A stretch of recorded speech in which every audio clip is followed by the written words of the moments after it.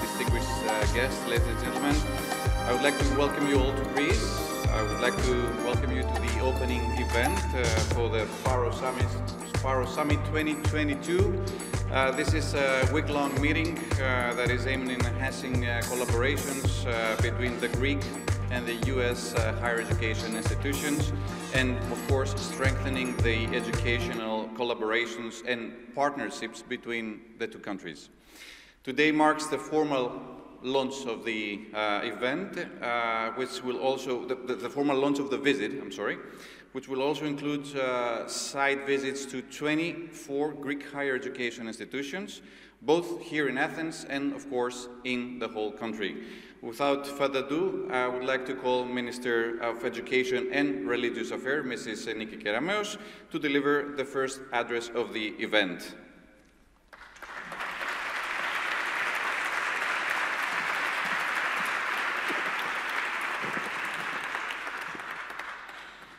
Prime Minister Mitsotakis, Ambassador Tsounis, Assistant Secretary Satterfield, Dr. Goodman, honorable delegates. It is a great source of joy and honor for me to welcome you all to Athens and to the Pharos Summit 2022. I vividly remember March of 2020, when we were set to receive you in Athens, and I also recall the frustration we all felt when the evolving situation with the COVID-19 pandemic necessitated that we postpone the visit. More than 2.5 years later, you are finally here. And in the meantime, great collaborations have been established, and the delegation has been expanded to include even more institutions. I would like to start off by thanking all of those whose tireless efforts allowed us to realize this visit, but also to keep the program going so dynamically, so passionately, if I may say, during the challenging times of the pandemic. First and foremost, I would like to thank the true leaders of this effort, our universities, on both the Greek side and the US side.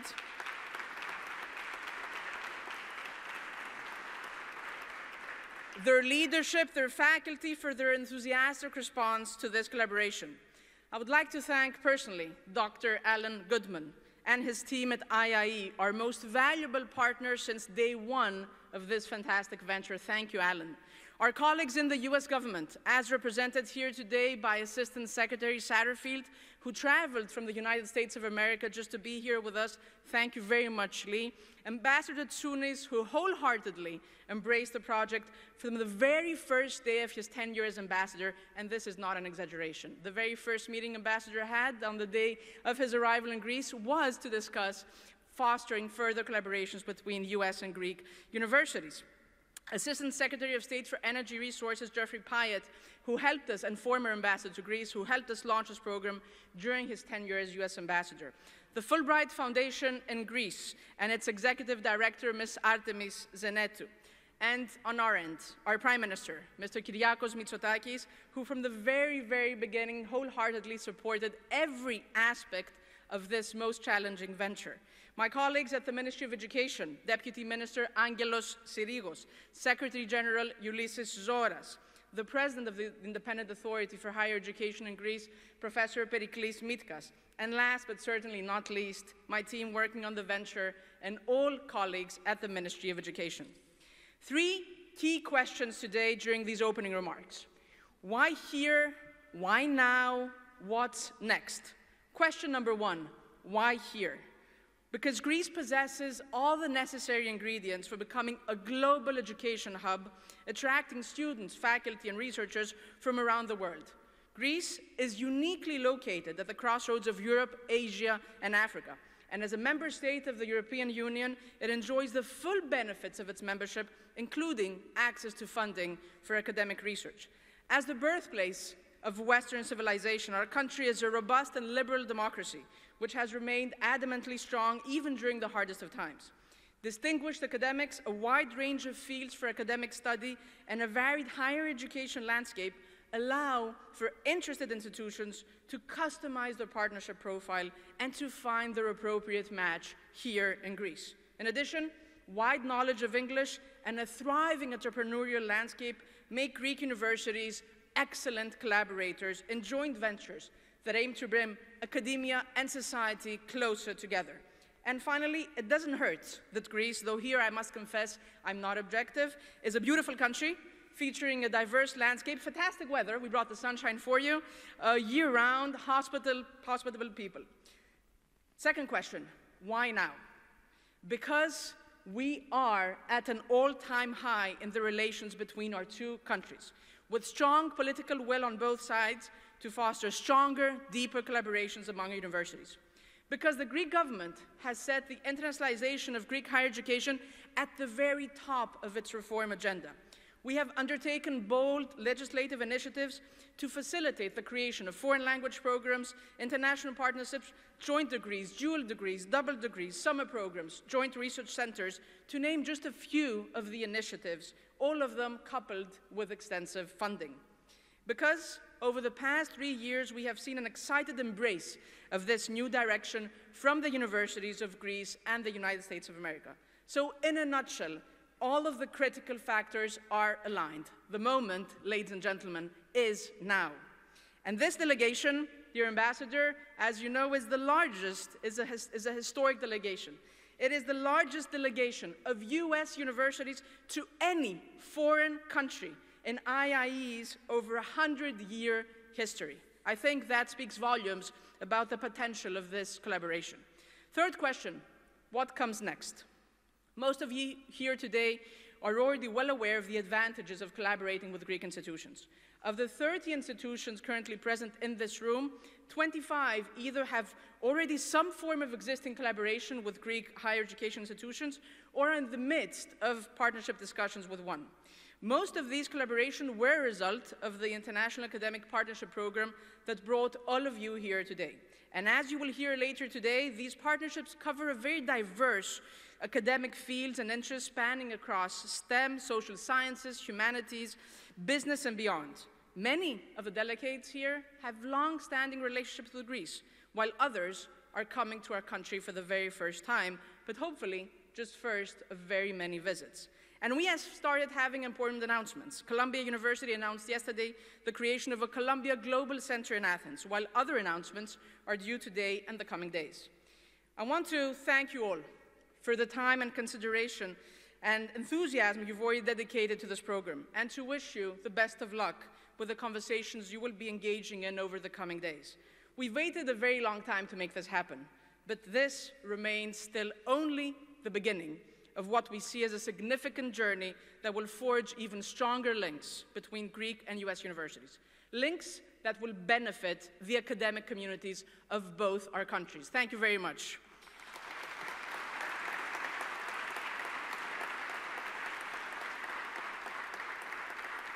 And with that, I would like, with a slight change of the schedule, give the floor to the Prime Minister of Greece, Kyriakos Mitsotakis, who was asked to speak at the beginning of this event. He changed his schedule in order to be here with us today. He is honoring us with his presence. Please, a round of applause for the Prime Minister of Greece. Thank you.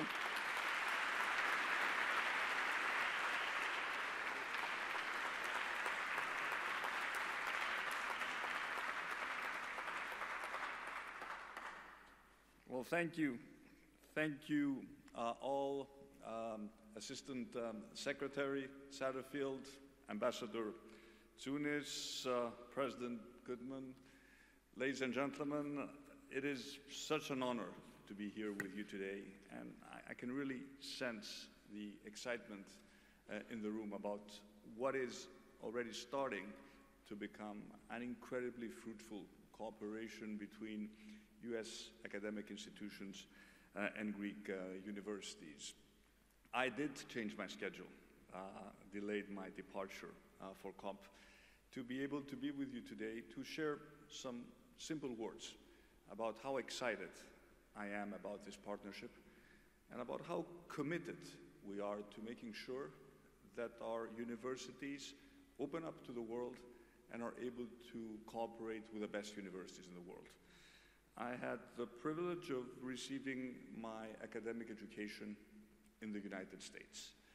And I have tirelessly worked over the past 3.5 years with Minister Kerameos to make sure that we usher Greek universities into a completely new era. And a central pillar of our strategy has been to make our universities more international, to foster the international cooperations that you are currently discussing. Many of them have already been agreed. Many more will be agreed over the next days, weeks, months, years, because I think there's a real case to be made to strengthen the academic ties between our two countries. I think Minister Kerameos spoke very eloquently about why this is the right time to foster these types of collaborations. What I can tell you is that Greece over the past 3.5 years has changed significantly. Many of you associated Greece with a country that was in a permanent crisis, and you were probably right to do so because our country has really struggled over the past decade. But what I can tell you is that the Greece of 2022 bears no resemblance to the Greece of 2012 or 2015. It is a country on the right track, a country on the move, with a growing economy, a dynamic society, and people, talented people who will constantly strive to do much better in life. We are trying to offer our students in our public education the best possible free public education experience. And in order to do that, we passed a piece of legislation that is really giving the universities the freedom that they were always craving for to forge exactly these partnerships that you're currently discussing. And I think that for the US universities looking to expand to other parts of the world, there is probably no better place than Greece today. Not simply because of the lovely weather, the quality of life. I'm sure many of you would love to spend more time in Greece, as with your students or your faculty or your research assistants. Not just because of the classical heritage of the country. This is not just a place to come and study archaeology, classical studies, history. It is also a laboratory of constant change. It is a country that is in a very critical geopolitical position, a country where, apart from classics, you can focus your research on topics such as migration, security studies, climate. The Eastern Mediterranean is a hotbed for climate change, but also a country where our government is committed towards implementing innovative public policy solutions. And those public policy solutions quite frequently have their origin in the academic work that you will be doing. Hence, you will find in Greece not just a very friendly country, but also a government that is going to be eager to further develop ideas that will emerge from these academic collaborations. And I'm so happy that many of these collaborations have already been announced. I was thrilled to be informed that yesterday Colombia announced the establishment of a global center in Greece focusing on topics such as migration and climate change. And I'm sure that a lot of good things will come out of this event. On our part, I can assure you that we will remain fully committed towards fostering these types of partnerships that bring together two countries with very deep historical ties. I have very fond memories of the great privilege that I had to address the joint session of Congress last May.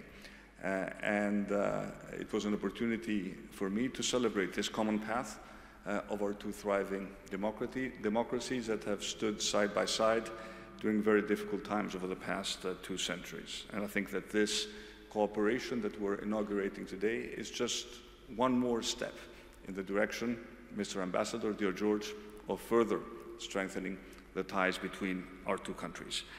I wish you all a very productive week.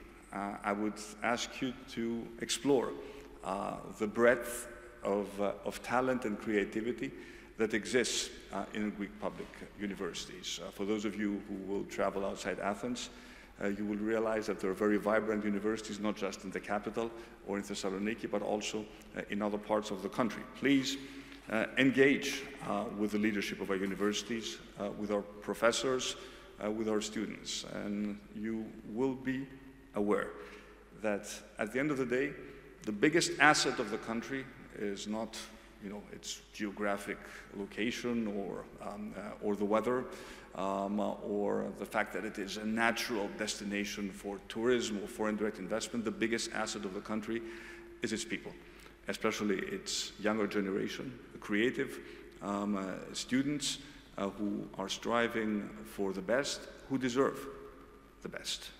We are supporting our public education system through taxpayer money, and we have an obligation to offer our students the best possible education.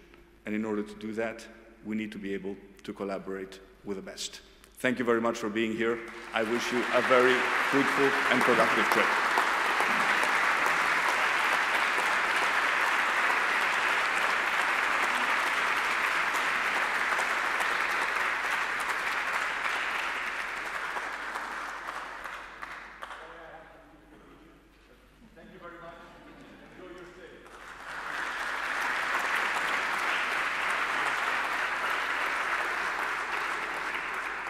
Thank you very much, Prime Minister, for your remarks today.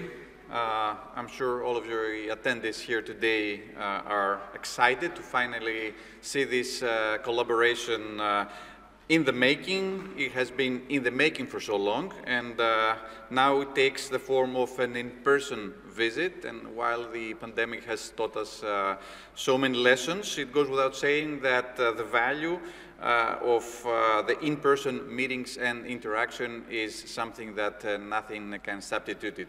So now, let me call the Ambassador George Tsounis to address the Greek and American delegates and share his thoughts on this unique value of this collaboration. Ambassador Tsounis, thank you.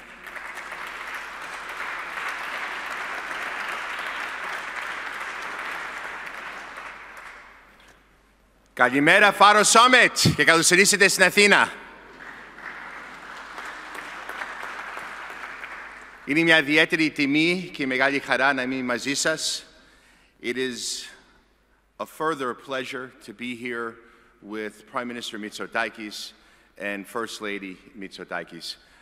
I can think of no greater acknowledgement as to the importance of what is happening today than to have the Prime Minister delay his trip to COP. So I'm grateful for the support that the Mitsotakis administration has delivered for day one with this most important collaboration. Ευχαριστώ πάρα πολύ. Minister Karameas, Assistant Secretary Satterfield, President Goodman, Fulbright directors, and Itu, esteemed guests, it is an honor to join you for the opening ceremony of the Pharos Summit. This highlights all the great work the United States and Greece are doing to advance our people-to-people ties and shared education goals. It is not lost on any of us that we are a short distance away from where Socrates and Plato and Aristotle taught.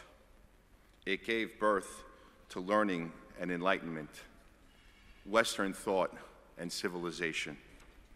We truly owe ancient Greece a tremendous debt of gratitude, as I think in the future, as the ancients have taught us that wise people plant trees that they will not necessarily be around to enjoy their shade, the work being done today will be enjoyed and will benefit many, many, many generations to come. I regret that I wasn't able to take advantage of this, but I'm grateful for the opportunity that one day my children, my grandchildren, my great-grandchildren, and beyond may be able to take advantage of the opportunities that this summit has facilitated. And again, on behalf of the Tsounis family, I thank you. The last several years, the U.S. Embassy has worked closely with the government of Greece and the Ministry of Education and Religious Affairs to support the internationalization of Greek universities. We are proud to be Greece's #1 partner in academic cooperation, and the Pharos Summit further solidifies this outstanding partnership.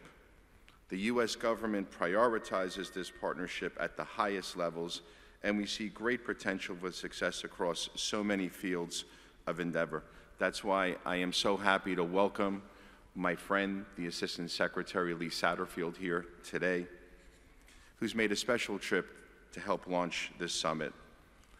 The bilateral relationship between the United States and Greece has never been stronger. We're proud that the government of Greece has approached the United States to put together this summit, one of the most groundbreaking and significant projects to date at the realm of international education. We are natural partners in academic internationalization. We share democratic values. We share the same foundations when it comes to education, democracy, social prosperity, and academic freedom. And the Pharos Summit is a major effort to further enhance student mobility and to strengthen and increase university partnerships. And we're making history. At the inception of this project, we anticipated 12 institutions would show up. But anyone who has gotten to work with Minister Karameas knew that that would never be enough. And she set out, I don't know if she set out, but what she accomplished is a record. 30 universities here today, and I will tell you that would not be possible if it wasn't for Minister Karameas' dogged and continued efforts over the last couple of years. The test of our friendship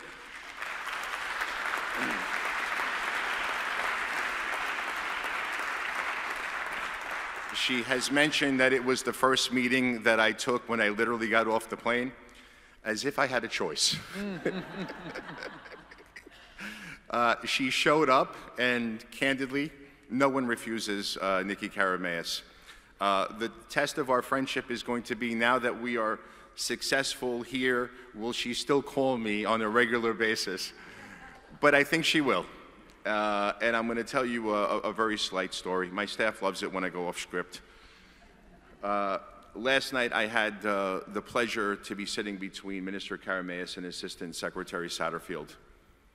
And there was not a lot of self-congratulations as to the enormity of this accomplishment. The conversation went to, let's make sure that everyone has an opportunity, regardless of their station in life, that not only the privileged and the wealthy in this country can have an opportunity to study in the United States, but everyone can, regardless of money, regardless of their ability to pay. So I was really honored because I had seen hard work and competence, but what I also saw yesterday, and it was overwhelming, is an ethos that spoke to kindness, fundamental fairness, and equity. And I have to tell you, you don't always see that. And thank you so much for the type of leadership that you provide.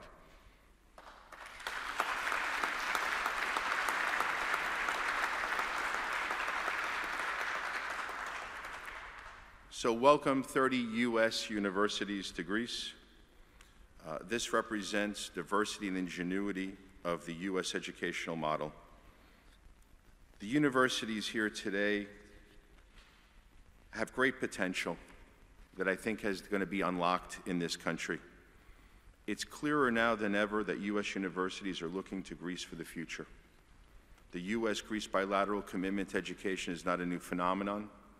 Greece hosts the oldest Fulbright Commission in Europe and the second oldest in the world.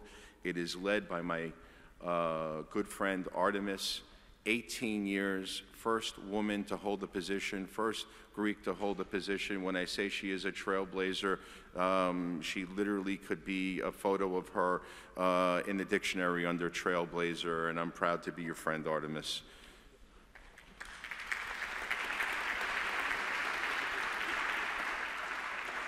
More than 6,000 Greek and American fellows have traveled to one another's countries in the last 8 decades to learn, to grow, to serve as cultural ambassadors of our countries. Just as I want to see more Americans studying abroad in Greece, I want to bring more Greek students to the United States. We want to see more students and academics moving in both directions. When we internationalize our campuses and increase student mobility, we produce graduates who are better equipped for the job market.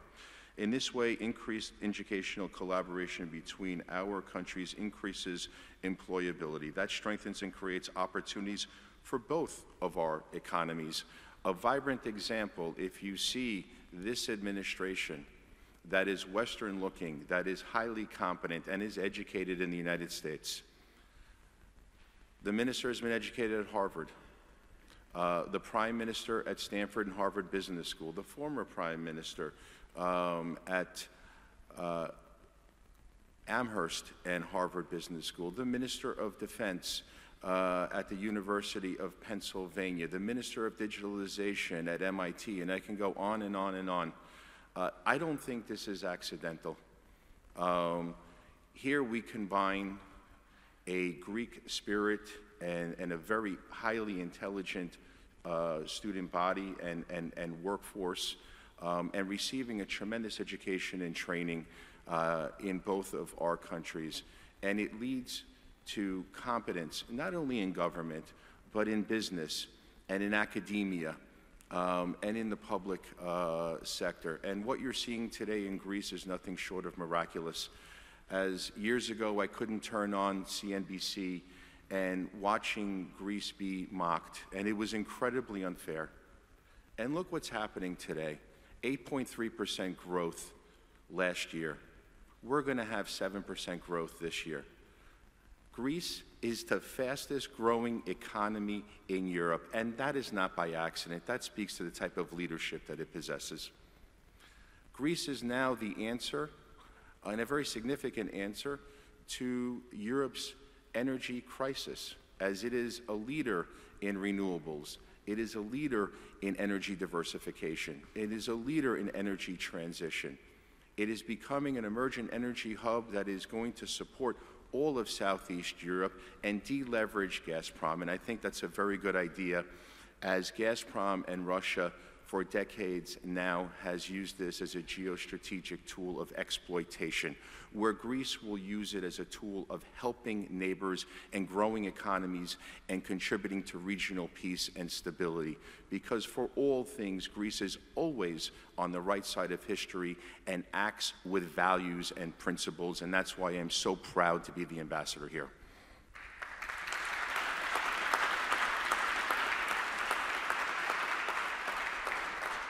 This educational collaboration will produce graduates in Greece who have U.S. experience.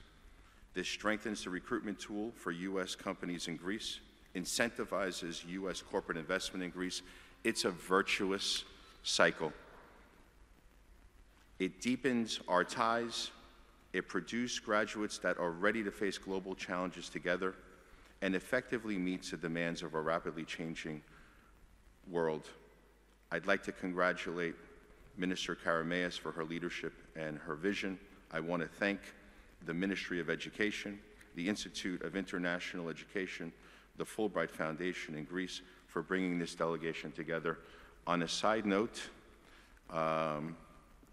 she doesn't always get the credit she deserves, but I know firsthand that a lot of the efforts and a lot of the successes that were achieved today are due to the First Lady's efforts, and I want to thank her for being a beacon and a positive force in this country. Ευχαριστώ πάρα πολύ.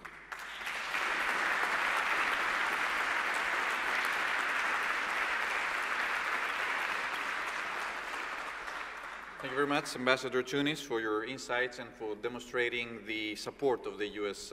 Embassy in Greece towards this project. Since, of course, its inception, I would like now to call Assistant Secretary of State for Educational and Cultural Affairs, Lee Satterfield, to take the floor and deliver a few remarks on the way that the U.S. government visions this partnership. Thank you.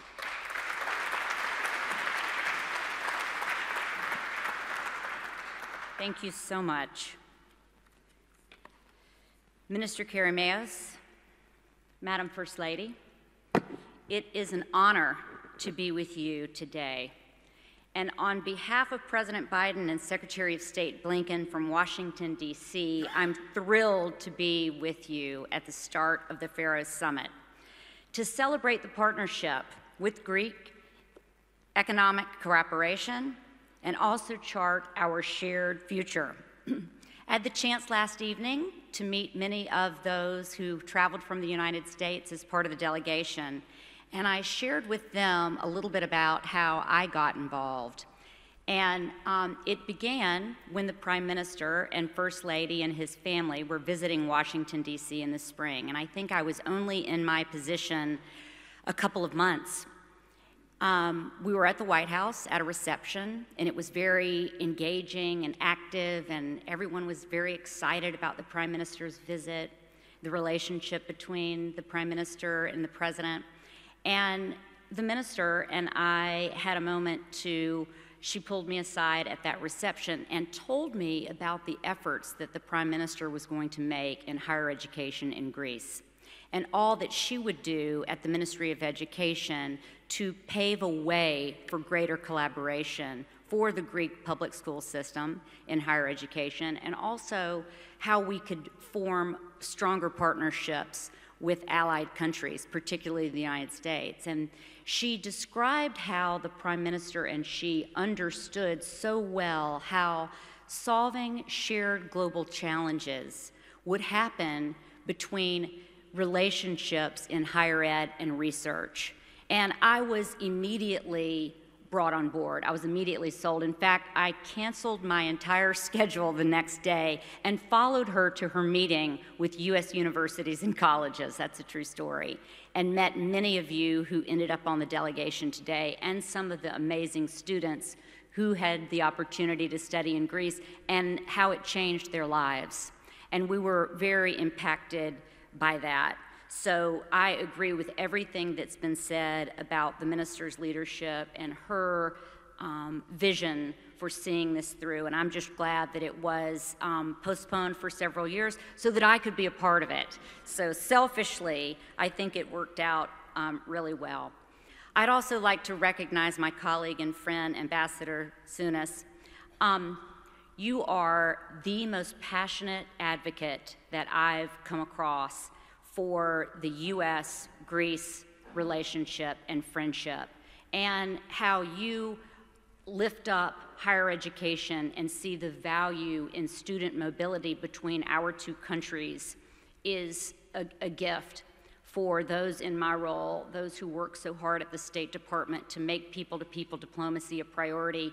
We are so lucky to have you here, and thank you for your service.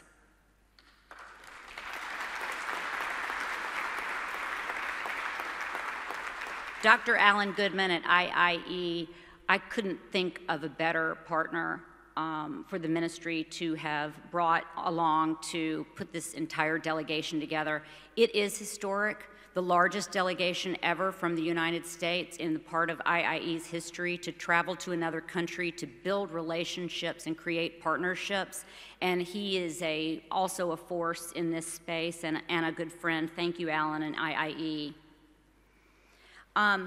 Artemis I love the description of Artemis by the ambassador, and I couldn't agree more. We met over 20 years ago when she was living in Washington, D.C., and we had a chance to spend time together developing a friendship then, and I love seeing what you've done with the Fulbright Foundation here, and it continues to grow with the support of Minister Karameas, and she has recognized completely and fully the power of the Fulbright. So we're very excited about that continued collaboration. And to all of the Greek public universities who are attending today, and my friends from the United States who are part of the delegation, welcome. President Biden has said our nations are linked by deeply rooted shared values that unlock incredible opportunities. But the principal driver of our relationship is a connection between our people. Now, through international education, we have an opportunity to make our people-to-people connections even stronger. Education is the foundational pillar of both our U.S.-Greece bilateral relationship and our broader U.S. foreign policy strategy. For generations, students and scholars from our two nations have come together to pursue solutions to some of the most pressing issues of the day, from democracy to global health to the latest innovations in science, technology, mathematics, and engineering, as well as explore our identities and shared values through the arts and humanities. As we look to the next generation of American and Greek students and scholars, it is a priority of President Biden and Secretary Blinken to encourage our students to study in each other's countries, to expand institutional partnerships between Greek and American universities, and to pursue more joint degree programs and research. A key challenge that we face together is expanding access to international education to any Greek or American student or scholar who wants to pursue it. Today, I'm proud to share that the Biden administration has increased its investment in the Benjamin Gilman Scholarship Program.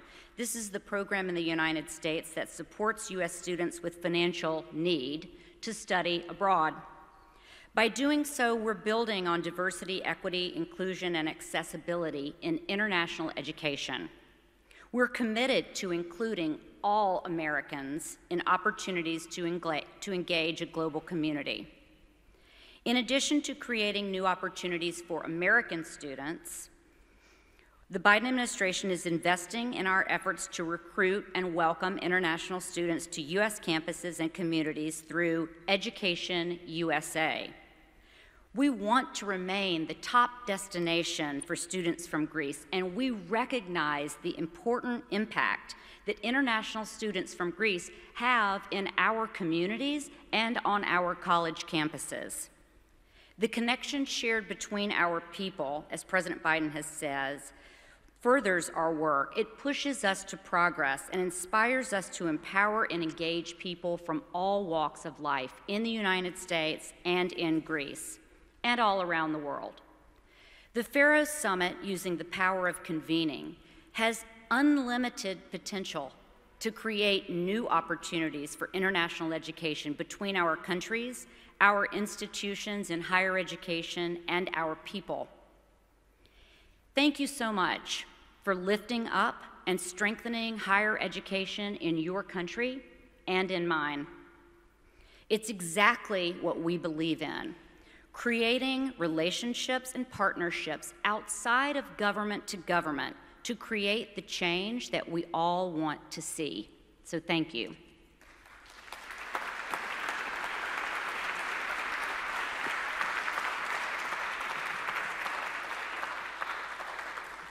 Thank you very much, Madam Assistant Secretary. Your presence here actually is a powerful testament of the importance that the U.S. government places in these partnerships. Thank you for being here. Now, we're going to watch a video on the journey that led us into today's visit, from the inception of the idea back in 2019 until today, the realizing of this in-person delegation visit in November in Athens.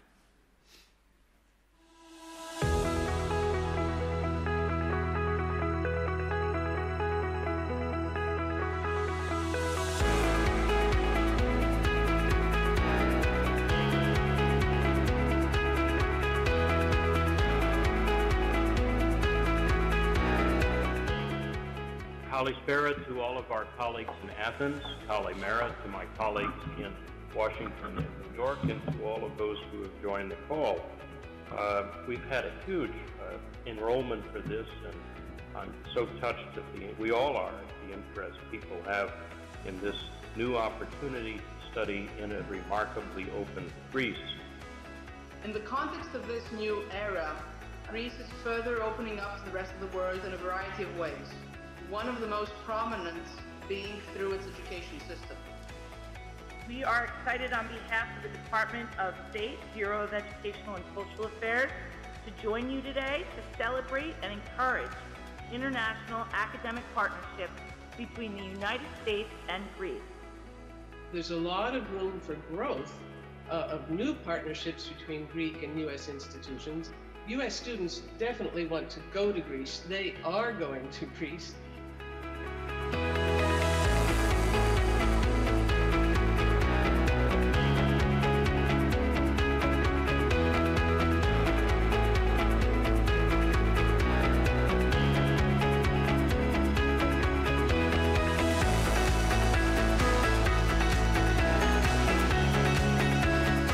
Tremendous pool of talent and a hidden value in our public universities. And the first thing that we needed to do is make sure that we open them up to the rest of the world.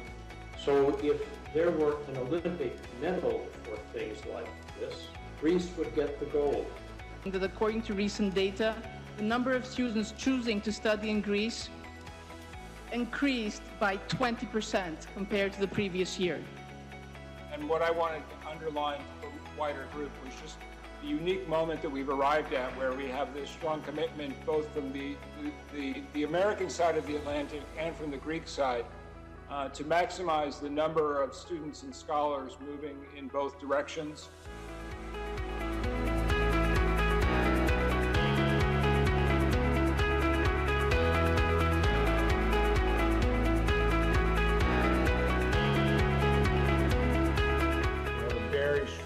Signal of engagement already from the President, from the White House, from the new leadership at the State Department, and I know that education is going to remain a real featured aspect of that. We are extremely pleased to see all of you here, committed to making this program a success.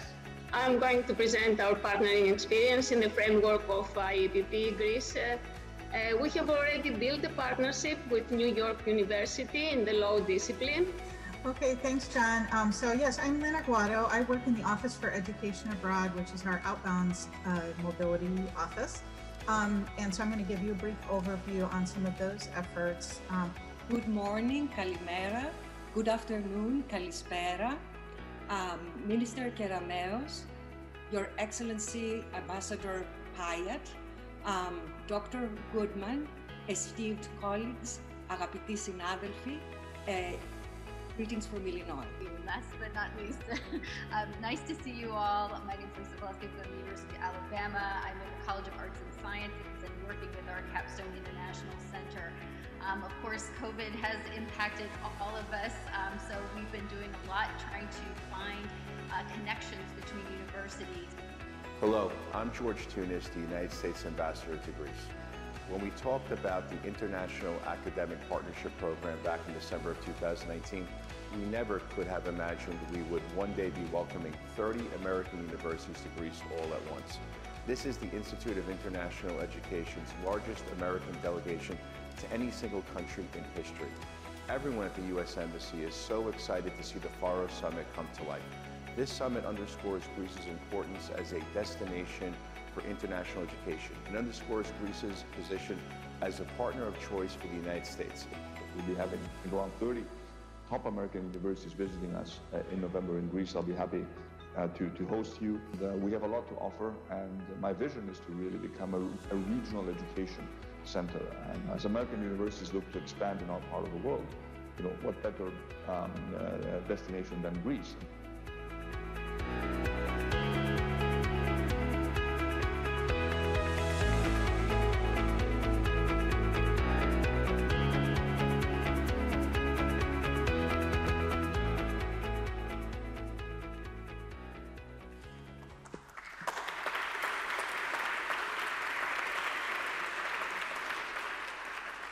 So this is where we are now, in November, here in Athens. It's a reality now, and it's my honor to introduce this next segment of today's event, which really gets us at the core of this partnership.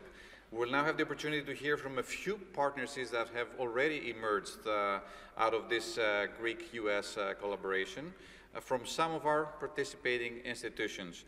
First, I would like to call on Professor Cooley, the Vice Provost of Barnard College, who is representing Columbia University today, and Professor Lagaros from the National and Technical University of Athens to deliver a short presentation on the dual degree program in engineering and applied science that the two institutions have developed. Professor Cooley, Professor Lagaros, please, the floor is yours.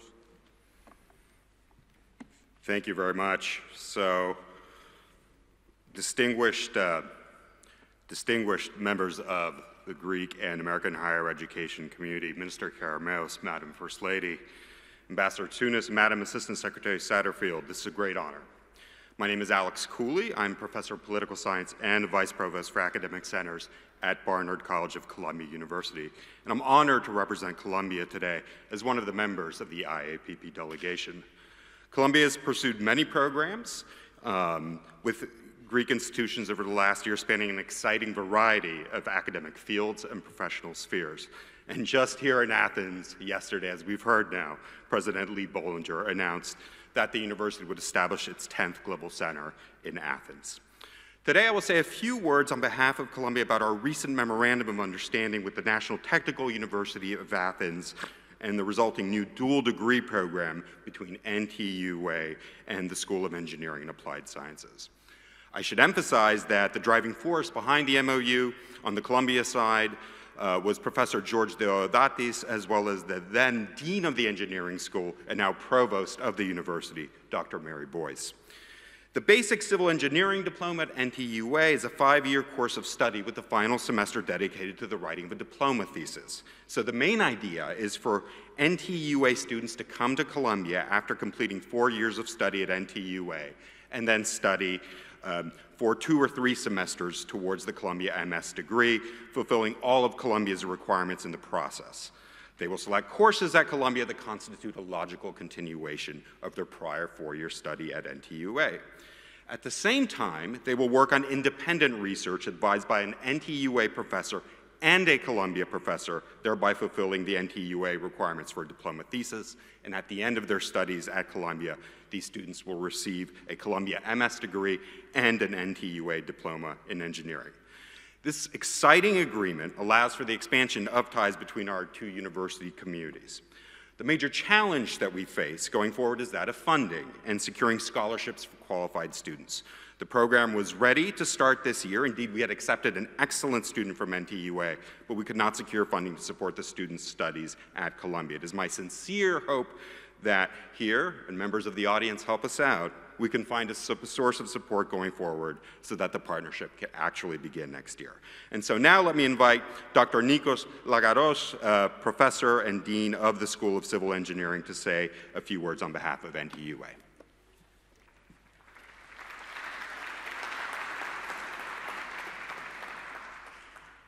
Thank you, Alex. Dear Minister of Education and Religious Affairs, dear Ambassador, dear First Lady, dear distinguished guests, good morning. I'm Nikos Lagaros, Professor of Structural Optimization, Dean of the School of Civil Engineering at the National Technical University of Athens. From the NTUA side, the driving forces behind the MOU signed between NTUA and Columbia University at its first steps was Professor Ioannis Golias, former rector of NTUA, and for the last 3 years is Professor Andreas Boudouvis, rector of NTUA, to whom should be attributed most of the success completion of the preparation and signature of this MOU. The National Technical University of Athens and Columbia University agreed to establish a dual degree program through the MOU signed a year ago. Upon successful completion, it leads to awarding of 2 degrees, the postgraduate degree in various engineering disciplines from Columbia University and the diploma integrated master's degree in various disciplines from NTUA.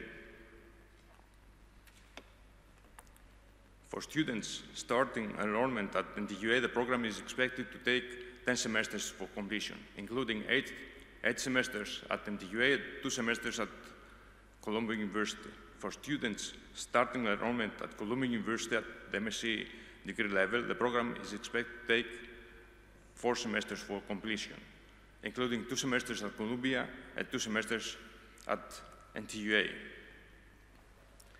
The next slides, you can see the credit transfer of the students of NTUA at Columbia University.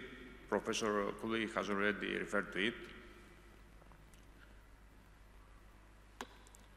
According to the MOU, only top-level students from each university are eligible to participate in the NTUA Columbia mobility, and they are selected based on merit. The top-level NTUA students are the creme de la creme of the Greek university students community, and they are offered admission and scholarships from all top universities in the US and Europe when they apply for a PhD candidacy. Now that we're close to the implementation of MOU, since the COVID pandemic restrictions are practically over, the implementation of the agreement faces a serious obstacle: the tuition fees that NTUA students have to pay to Columbia University. It is a substantial amount of money in addition to the living expenses. Note that the studies of a Columbia University student in NTUA under the agreement is tuition-free, while it is possible to host Columbia University students to the dormitories of NTUA for less than $4,000 per year. To cover the cost of NTUA student going to Columbia University, we have to launch a funding campaign since we should not rely on students' ability to cover these expenses. The structure of MOU is composed by two parts. Its main part contains the basic rules that are implemented horizontally to the schools and departments participating in the program. Its second part is composed by appendices. Each appendix contains the required rules by a specific collaboration designed by the Dean and the President of the schools and departments involved. So far, there is one such an appendix signed last March between the School of Civil Engineering at NTUA and the Department of Civil Engineering and Engineering Mechanics at Columbia. The appendix covers the requirements for students in the dual degree program for the discipline of civil engineering. In these two slides, you can see some of the requirements of the appendix for the discipline of civil engineering. Thank you very much.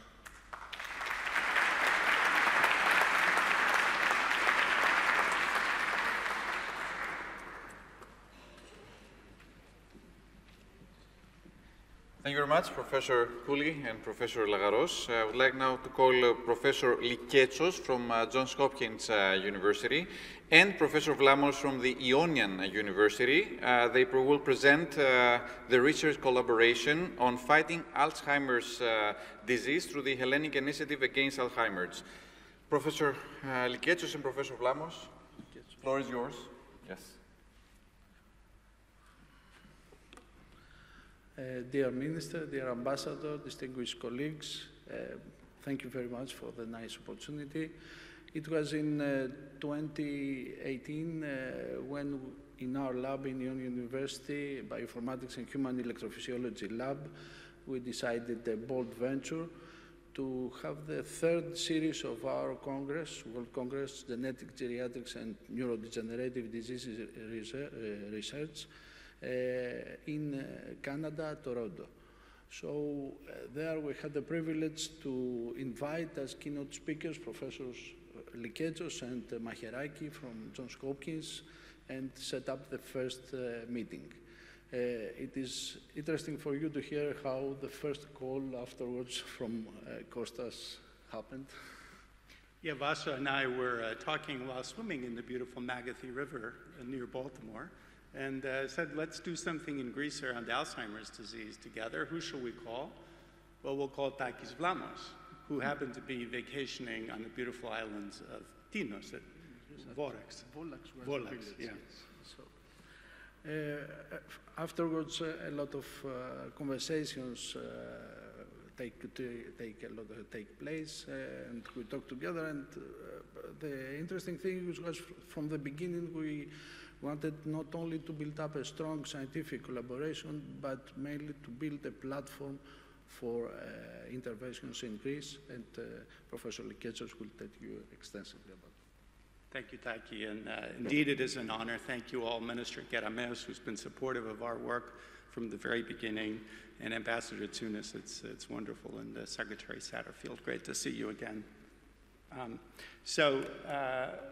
you sort of saw how it all started. I want to point out that we were very interested in Alzheimer's disease, partly because that's what we do, but also because it's a very significant challenge worldwide. It's the next silent pandemic, growing slowly. If you look at the total world numbers on the right, every 20 years, by pure aging of the population, the numbers of people living with dementia doubles. So 2015, it was around 45 million. By 2050, it's 131 million. That's just the patients. So you add 2 to 3 carers for these individuals, and that the average person lives about 8 years with the disease. You do the math. It's a major burdensome condition. A few quick facts that are relevant to our discussion. There is no imminent cure. We had hoped for a while, but the field did not take a good bet in trying to figure out how to cure this condition. So these numbers will be with us very likely for the next few decades. But effective care is possible. It makes a difference if you receive effective care as opposed to if you don't in a variety of parameters. And more we're understanding the importance of prevention. Why is this relevant to Greece? It's all about aging. Greece is the 3rd oldest population in the world, and it has a major demographic and budgetary effect coming from just the accumulation of people with dementia who will be alive in the next several years in this country. So our scientific collaboration was really about, let's set something together that will be evidence and science-based, that will have ground rules of openness and collaboration, and will pursue a number of high-impact results. So we founded the Hellenic Initiative Against Alzheimer's Disease. You can go look at our website, hiaad.gr. It gives you a lot of depth and information. From the beginning, we've engaged a number of ministries. The first was education, but also health, labor and social security, and development and investment. Well, we are collaborating with what's known as the Hellenic Observatory for Dementia, which is a Ministry of Health entity, and 7 other Greek universities are involved in various ways through their faculty: Athens, Thessaloniki, Crete, Ioannina, Thessalia, Patra, and Thrace. And we have the common goal, 2 elements: grow research as it relates to dementia in Greece and by Greeks, and to prepare the country for the pandemic. Here's 30 members of our initiative. The slides will be available later. You can study their names and their biographies on our sites. It's a wonderful group of people that gets together every month to try and work on the various activities towards pursuing our common goal. So what are we doing to enhance research? Well, you start at finding out what there is. And so we have completed an inventory of the roughly 25 to 27 folks actively involved in various kinds of ADRD research in Greece. We have put for 2 years together monthly collaborative symposia. The remarkable thing about Greece is there is a thirst for collaboration, but collaboration hasn't really happened. So we are getting together so that people learn what everybody else is doing, and they can start figuring out ways to work together. A little bit like what we're doing here as part of the Pharos Summit, except we're doing this within country. And we are bringing a series of novel directions that have to do with precision medicine to the idea. Fancy words like big data, distributed brain image analysis, extracellular vesicle blood biomarkers, stem cell personalized drug therapies. All of these are techniques that we have very robustly at Hopkins that we're working on translating for investigations in Greece. And one of our main objectives is for Greece to rejoin as a full member in the Joint Program in Neurodegenerative Diseases. This is a European call for applications of research in this area. Greece has not participated, largely to its economic crisis, for a number of years. We're really hoping that we'll be able to see the rejoining happening probably in the coming days or weeks. We have begun through an MOU arrangement with the Foundation for Research and Technology in Crete around the development of a precision medicine center in Crete with the University of Crete, with also the Ionian universities and several other entities. And we envision this as a center of excellence that will spearhead research throughout the country in collaborating, focusing on translational research. The goal is to define the biological subtypes of ADRD. It's not one disease, so we need to understand which are the foundations of the various conditions so that each one has its own appropriate therapy. And also through the work of Professor Vlamos, we are participating in a digital innovation hub, health hub, based in Thessaly, which is going to be very central to what we plan to do. This is an already funded entity. So we were asked to talk about a few achievements. We've cherry-picked. You'll see the heat maps, which help us understand where people with dementia are located in Greece. We're working to combat stigma. Unfortunately, Greek population that is older now grew up in an era when people with dementia were hidden away, and so nobody wants to have the diagnosis. So we're fighting stigma at the same time as we are with the population at risk. We're putting together a national registry to enumerate as people arrive for care to understand where they're getting care and related issues. We have the starting of a clinical translational cluster. We now have 9 entities that are certified through our Hellenic initiative as appropriate clinical centers for the provision of care around ADRD, and we're pulling them together now as a cluster to also translate their work into research. We have a number of training programs as well. So here's the heat maps. These are using 2011 census data. We're hoping to have the 21 census data available. These are roughly heat map counts. That tells you in each part of the country roughly how many people. These aren't percentages, these are numbers of people living in each area. And if I were to superimpose the availability of services in relationship to the counts, I think you would see a misalignment, is that we have a lot of services available in certain areas. Actually, they're not even enough there, like in Athens and Thessaloniki, but we have no counts of services in many areas where we have thousands of people living with dementia and their caregivers. So moving forward, we're appreciating that right now in Greece, if you add up all the conditions involved, you're talking about 500,000 people with one of the ADRD conditions. You double that by adding the number of caregivers, about 10% of the population right now, every day, is living with dementia. Big numbers, going to double soon, which is why we are concerned about this pandemic. A number of other achievements to highlight: 2 books that the initiative has initiated in Greek. The one on the left is focused on educating the general public about the spectrum that relates to ADRD. The one on the right is targeted at clinicians who take care of people with ADRD. If you will, it's a care manual so that people can understand how better to care for patients. On the left, you see where it says Pistopoisi. That's the seal of approval that we give to the credential centers that go through the credentialing process, meet the standards for care provision. We have a very interesting public education campaign called Journey to Hope, which has been in 3 cities, is going to 3 more over the next few months. The idea is that we want to generate hope for this diagnosis so that people are more interested in accessing services, which we believe will improve their life quality. And then finally, we're working to engage with a worldwide entity known as the Fingers Project to bring prevention protocols for wide distribution in Greece as well.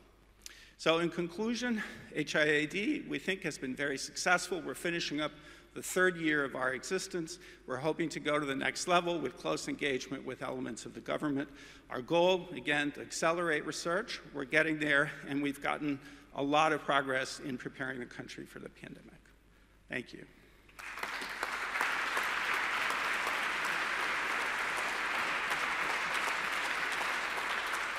Thank you very much, Professor Liketsos and Professor Vlamos, for your remarks and for sharing the progress that your institutions have made in the field of Alzheimer's research. And I would like to call now Professor Vassiliou from Yale University and Professor Thomaidis from the National and Kapodistria University of Athens to present on the development of a Center for Excellence for Environmental Science and Public Health.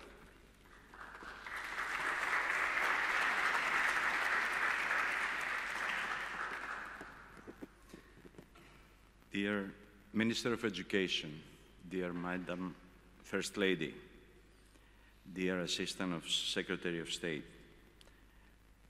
Ambassador Tsounis, Dr. Goodman, rectors, colleagues, professors, and most importantly, students. Nikos and I were here to present our excitement about our Center of Excellence for Environmental Sciences and Public Health.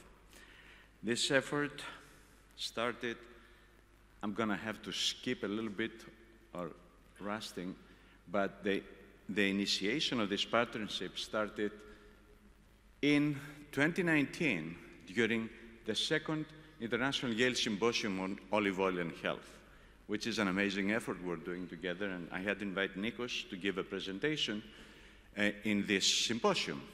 And during that symposium, we developed the idea of having a center and collaborating, generating this center. And we work hard, we work really hard on almost, I can tell you, on a weekly basis and sometimes even on a daily basis.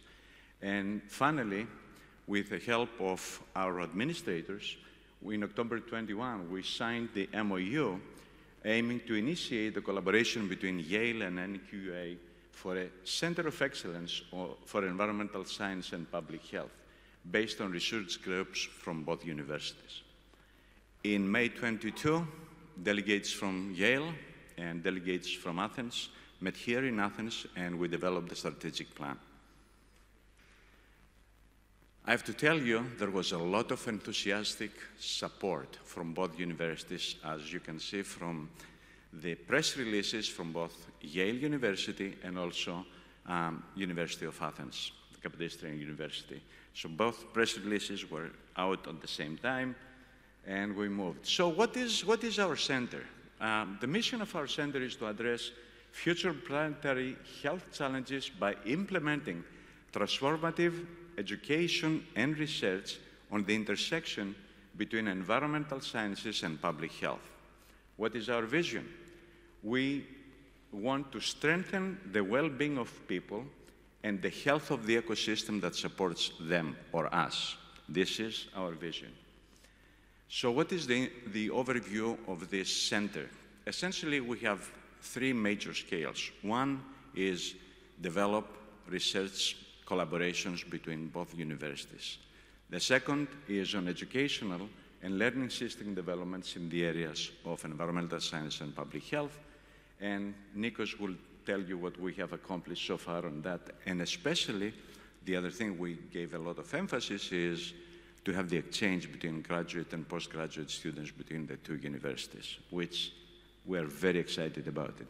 The third and most important thing is we care about our junior faculty. We care about our students, and we would like to develop our junior faculty to really succeed us. So the first scale is the faculty development programs, as I said, mentoring, developing bilateral research proposals, and managing research projects. And now I'm going to pass to Nikos, and I'll come back. Thanks, Vasilis.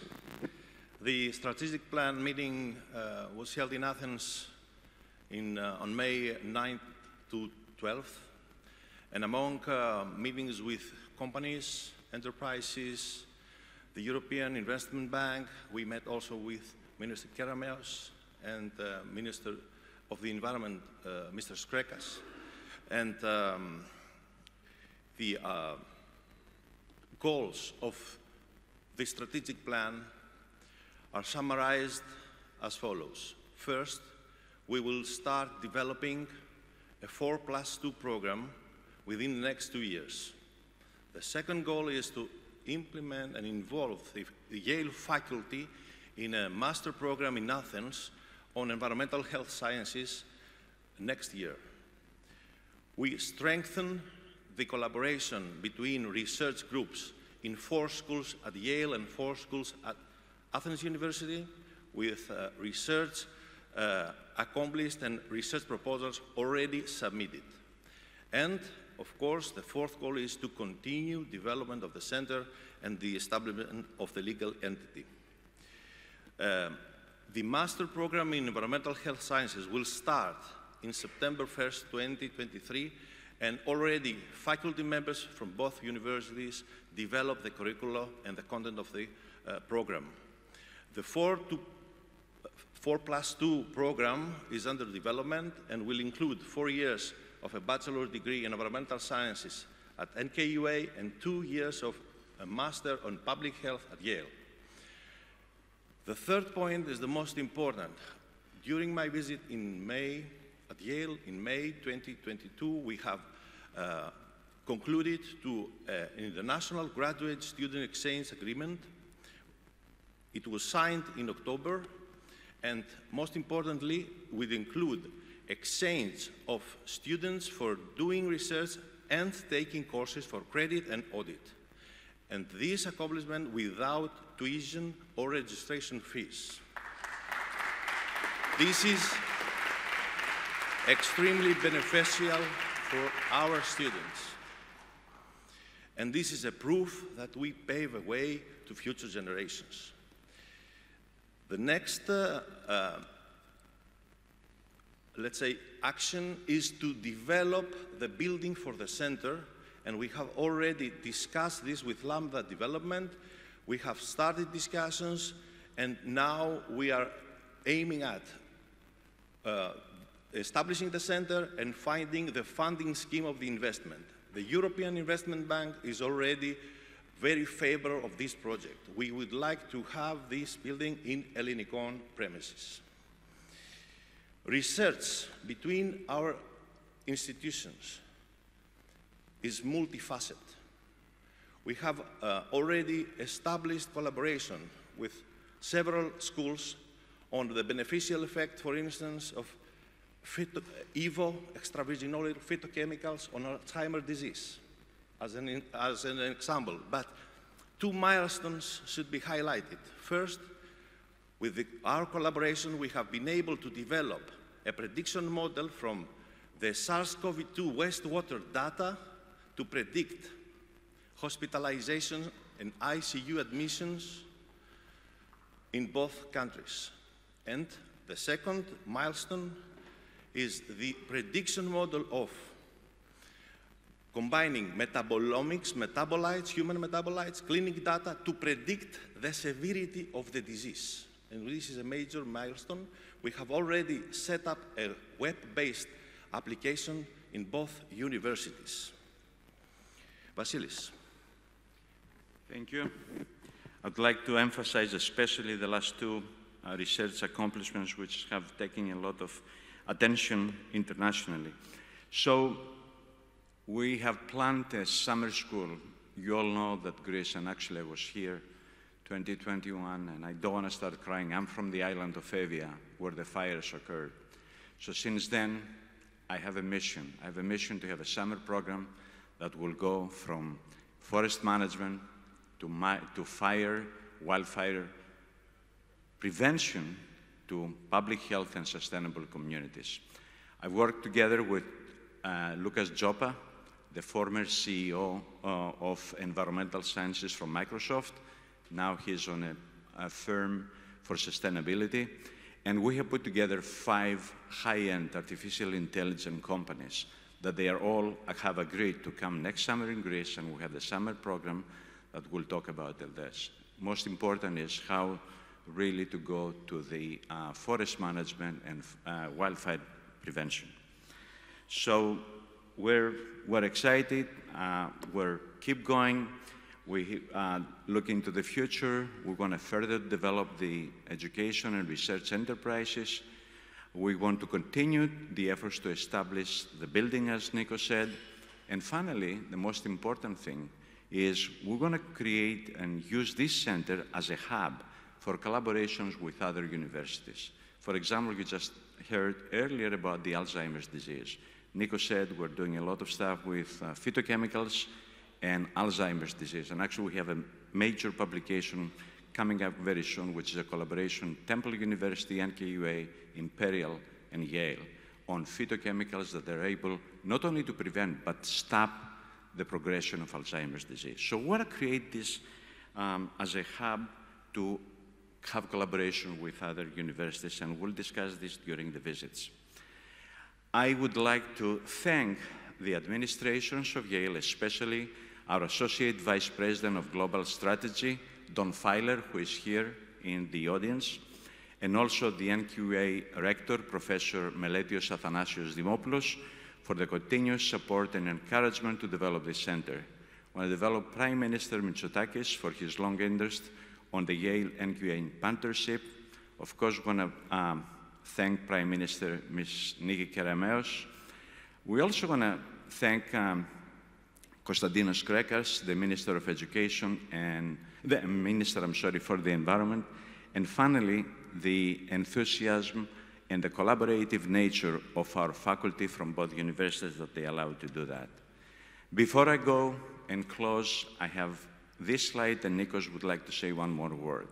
I have to tell you, from the first visit, you can see there are two press releases in there. For the first time that we were here, Mrs. Kerameos called Nikos and said, I would like to meet with both of you. And she did during the pandemic. You can see that in her office.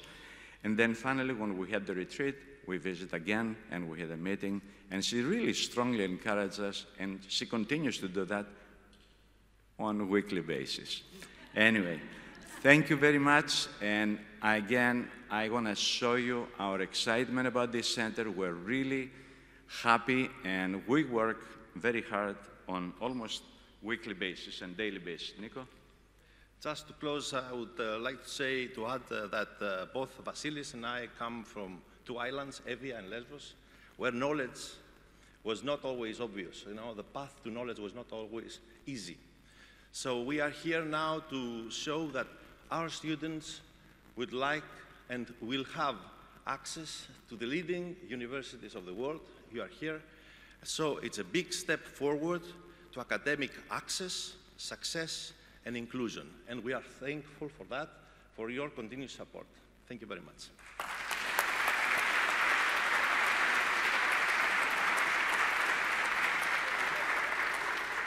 Thank you very much, Professor Vassiliou and Professor Thomaidis, for your presentation and, of course, your encouraging prospects for the future US-Greek collaborations. Now, we have a video testimonial from students who attended the first intensive summer course on migration and refugee studies in Greece between Harvard University and the National and Kapodistrian University of Athens, who have shared their experience with us.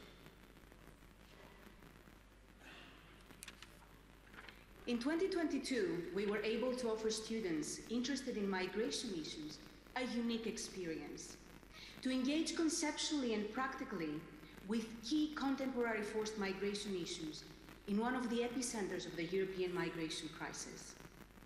After a hiatus of 2 years due to the pandemic, Harvard University, in collaboration with the National and Kapodistrian University of Athens, launched their first joint summer program on migration and refugee studies, the first product of a very promising collaboration between the two universities, a synergy that opens the door for auspicious prospects for research, pedagogy, and advocacy on a phenomenon that has plagued humanity.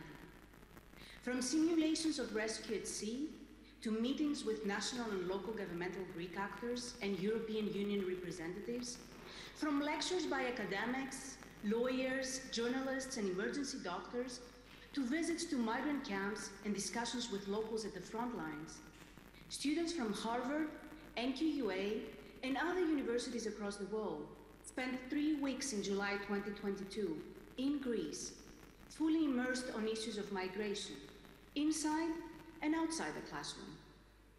They had the opportunity to learn from 42 leading scholars and practitioners, while being exposed to perspectives that are hard to find in academic seminars. And all these in a safe learning space that welcomes students from all the disciplines and backgrounds, including refugees and students with refugee and irregular migration backgrounds. And who better to speak about this and this collaboration than our students themselves? So Natalie, thank you so much for having this brief conversation with me. We spent 3 weeks together in Greece, in 3 different places in Greece, in Athens, in Austria, and in Lesbos over the summer. And as a student from the Harvard Kennedy School working on issues of public policy, but with somebody with a health background, I wondered if you could just share some of your reflections about the program and what you took away from it.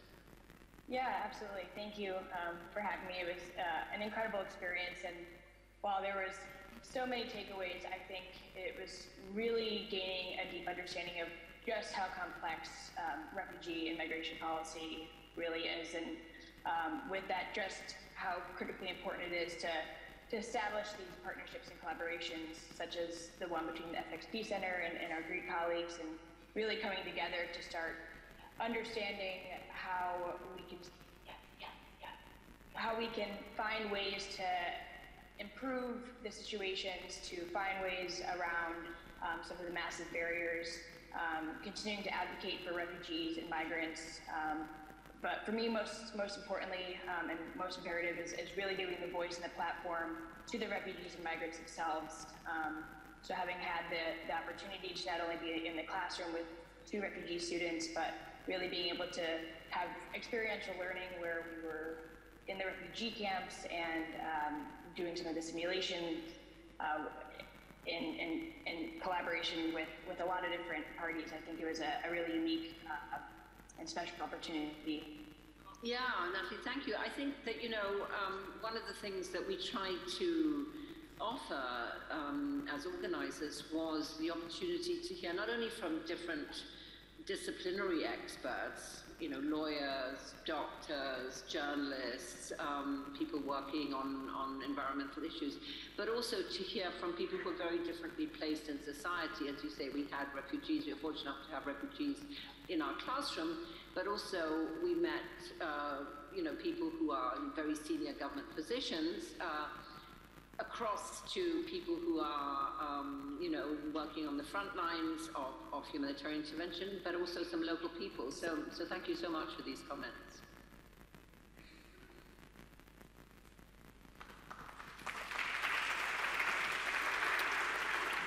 Okay, many thanks to the students from Harvard who shared their experiences with us. Now it's my great pleasure to invite Mrs. Megan Coates and Mrs. Eva Leverton from Stockton University. They will share their experience on participating in two different collaboration programs between Stockton and the Aristotle University of Thessaloniki. Please be seated.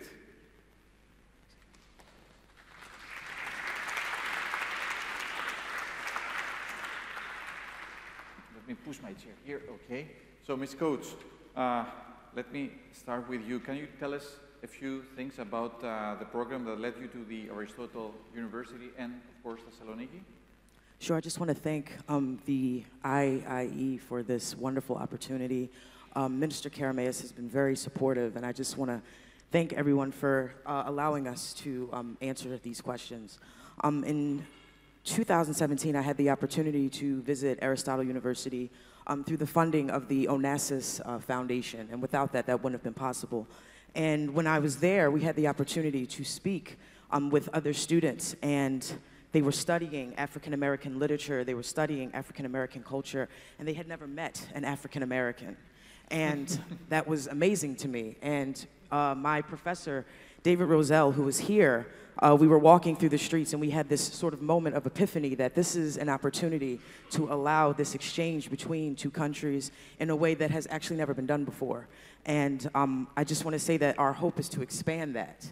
And through this expansion, we've come up with the Hellenic Diversity Initiative, and we've been able to send students to Aristotle University, and they've been able to have wonderful conversations and wonderful interactions with Greek students.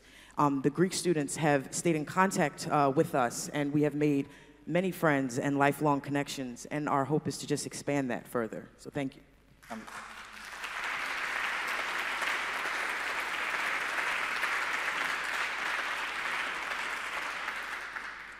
I'm very happy you enjoyed my hometown, Thessaloniki.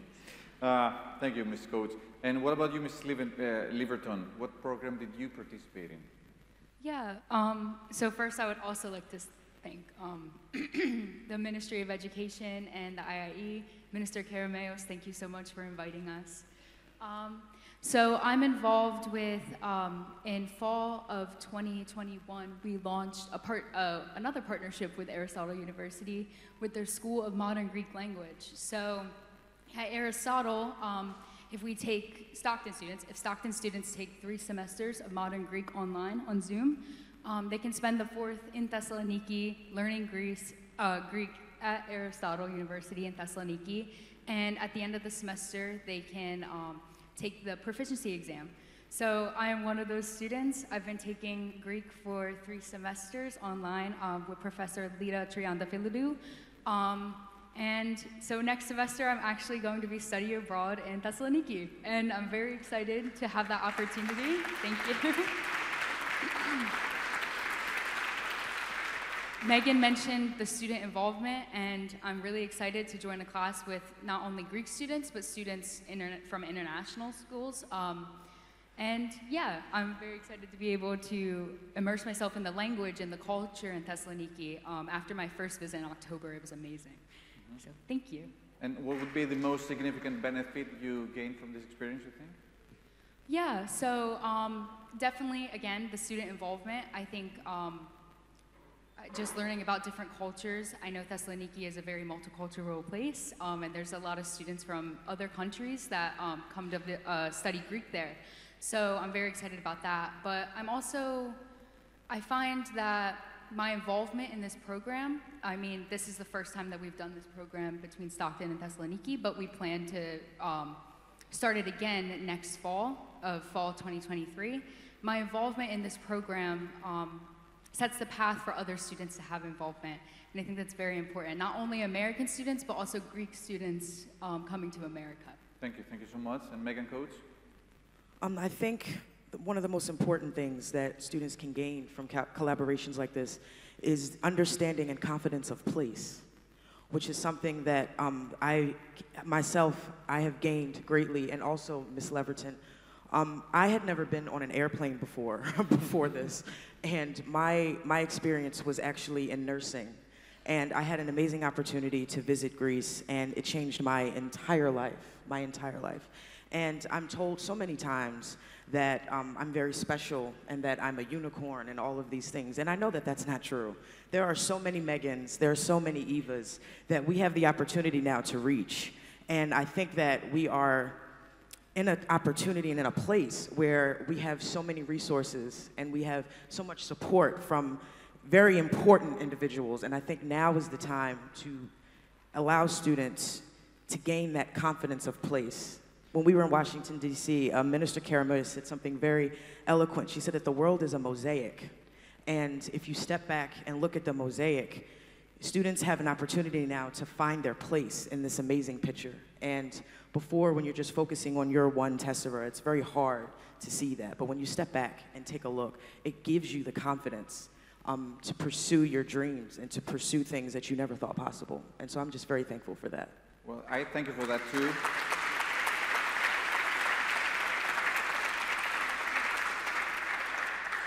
For somebody like me who had the honor and the opportunity to study in New York when I was in my 20s, I heard you saying about the mosaic, and I had the same picture in my mind. I truly regret that both of you didn't mention anything about Thessaloniki's gastronomy, and I hope you will enjoy it. So thank you so much, both of you. Thank you so very much. Thank you. Thank you.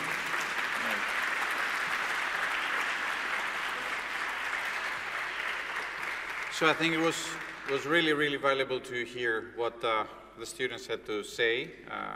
They are the direct beneficiaries of these collaborations. So finally, I think that the takeaways we heard from both the Harvard video testimonial and from the Stockton students serve as a start reminders for those partnerships that what they actually are, where they are actually targeted to. They are targeted to students and for young people who can benefit and they can contribute the most to those programs. So thank you very much all, and I would like to call upon the CEO of the Institute of International Education, Dr. Alan Goodman, to deliver some closing remarks on the conversation we had today. Thank you.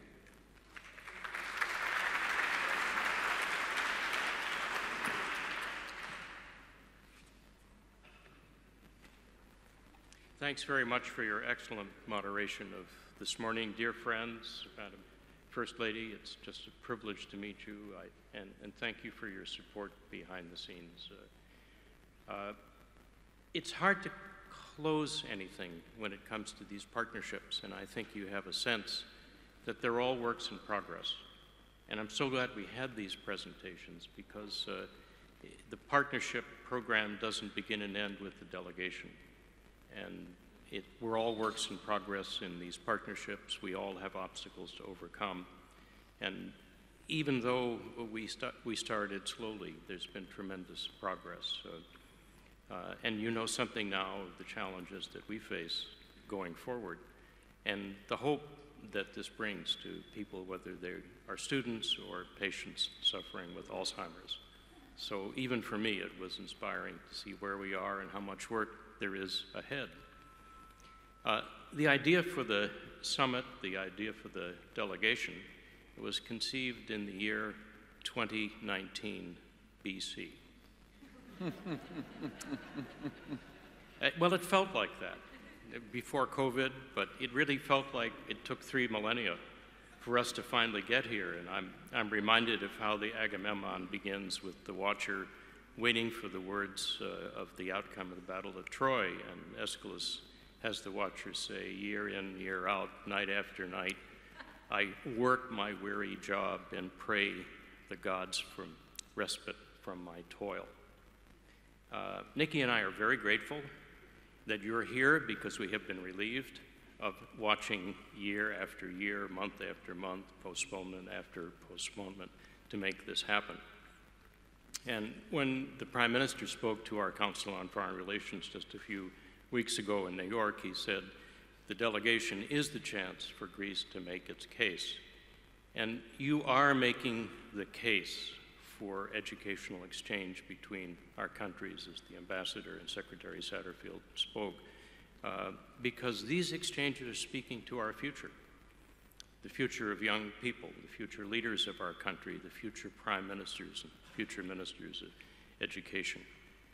They're speaking about how to overcome global challenges. They're going to teach American students something about not only the roots of democracy, we all know it was invented here, but 3,000 years of experience being resilient and facing whether it's the challenges of pandemic or the challenges of war or the challenges of fascism and all the other viruses that we have not yet conquered. Well, this is a chance for our students to realize that, like our partnerships, democracy is a work in progress. And it's also a chance for us as educators to realize what we can do to contribute to making the world a less dangerous place. In fact, those of us in international education feel that we have no more important role than to make sure that our doors remain open, that our exchanges are vibrant, that our research deepens through partnerships, and also the willingness of governments, and we have two governments here, ours and yours, that are committed to the continued openness of our universities and the sharing of our knowledge. Now, a special word, if I may, and Nikki will kill me, about the Karameas family.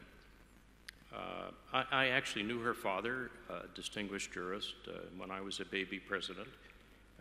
He was Secretary General and President of the European Academic Cooperation Association, which was a European association. And it was his idea to invite IIE to join as an associate member. And it was a very new experience for us. My Chief of Staff, Kari Kuja, is here with us. She's now our permanent representative to the Academic Cooperation Association. And it has brought America and Europe so much more closely together, year in, year out, month in, month out. And I'm very grateful to your father for having that idea, for encouraging us to join and making it possible. I think he had to write some laws to make it, bylaws to make it possible for us to join. Nikki helped celebrate the Institute's centennial in 2019. And that's when we thought we would have, in the next 12 months, the delegation. And I had reserved the Institute's centennial medal to bring with me to Athens to present to Nikki in 2020 or late 2019 to recognize you and our gratitude for all that you did to make the delegation idea happen. Of course, that was 3 years ago, and there ain't no more centennial medals. So I realized we had to design a medal to recognize leaders in government and universities that contribute in special ways to the advancement of our field, international education. And I'm really delighted to present the first actual physical medal. It's still a little hot from the crafting, to your Minister of Higher Education, Minister of Education and Religious Affairs. You mean so much to this effort. You mean so much to me. I know the work we do is in your DNA, and I know your father would be very proud. So I'm asking my co-president, Sarah Ilchman, to join me here on stage, and if I could ask the minister to come up.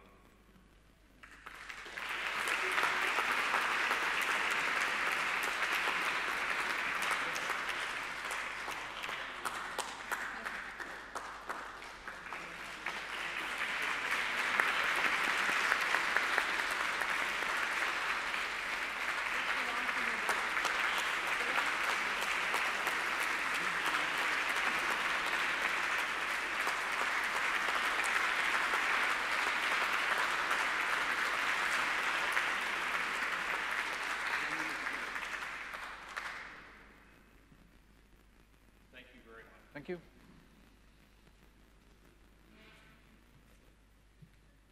So thank you all for being part of this program, of this journey, and please join us for coffee. Thank you.